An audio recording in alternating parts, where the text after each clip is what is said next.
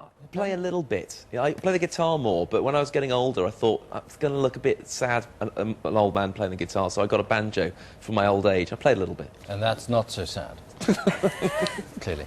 I would never have thought. Never. Who'd have Simon Jack, a banjo player. The reason we're discussing that is Steve Martin is a very accomplished banjo player. Yeah. We have an interview with him a little later on. But first, it's that time of year when the streets and the pavements are covered with fallen leaves. They look nice and autumnal. Getting rid of them, though, can be quite expensive for councils. Yeah. What's the alternative, then, to sweeping them up and putting them into landfills? Well, Nicola Pearson is at Kew Gardens to find out. Something to do with logs, even. Nicola, morning. Good morning to you. Yes, here at Kew Gardens they have an abundance of this stuff, and that's probably because they've got so many trees. Now, in a minute, I'm going to tell you exactly what Kew does with all of its leaves. But what about the rest of us? Where do all our leaves go? The falling leaves drift by the window. The autumn leaves of red and gold. Those in the know about leaves estimate that around 5 million tonnes fall in the UK each autumn. Now, without a ridiculously huge set of scales, I'm unable to authenticate that. But what interests me is, where do they all go? With so many leaves, gathering them up is a big and costly operation. It's down to local councils to clear nature's litter away, to stop it blocking drains and causing accidents. It's estimated picking the leaves up costs most councils just shy of £100,000 a year. The majority will go on to composting and be used as a peat-free compost replacement material for gardeners to use. A small percentage might end up being landfilled as a last resort because of contamination. Sending leaves to landfill isn't good at a time when councils are trying to meet targets to reduce the waste they put into the ground. This is one solution. At this industrial unit in Birmingham, they're using leaves collected by councils, universities and parks in the heart of England, and they're turning them into logs. Well, the leaves come in, if there is any moisture in them, they travel up the conveyor belt into the drying system.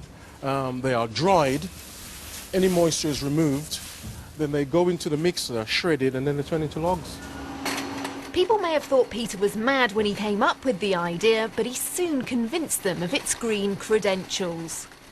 Throughout the lifetime of the leaves on the tree, they collect the carbon from the atmosphere, and it only releases that carbon when it's burnt, so it's a carbon neutral product. With councils keen to find new and greener ways to dispose of their leaves, it appears there's plenty of room for more bright ideas. Well, here you are. That's what it looks like up close. But of course, that's only one solution to the problem. Let me bring in Tony Kirkham from Kew Gardens. He is the man in charge of trees. Tony, what do you do with all your leaves here?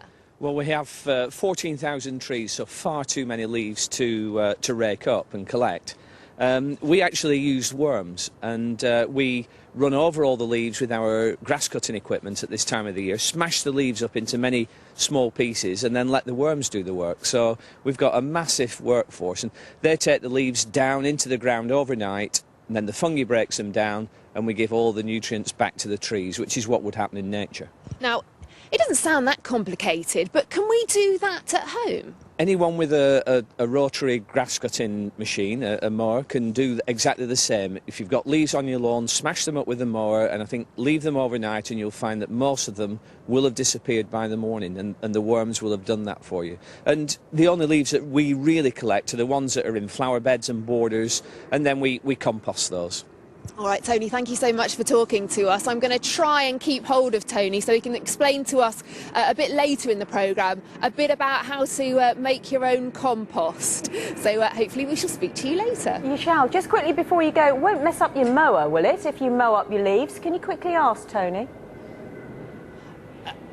Will will it mess up your marrow if you... Mower. If you mower. I was going to say, marrow? No, your not mower. marrow. Is your mower going to be OK? Your mower's going to be fine because it's an organic product. It's just like grass, so, you know, as long as you use the rotary mower, not the cylinder mower, you'll be fine. Yes, because we certainly wouldn't want people getting their hands in there, would we, and picking those out? Exactly. No. Thank you very much. Yeah.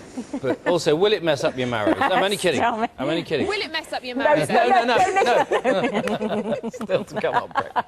Still to come on breakfast this morning. Well, this will mess up something. 14 children under the age of 9. We meet the filmmaker who's been documenting the life of Nadia Silliman, who gave birth to octuplets in January when she already had 6 children.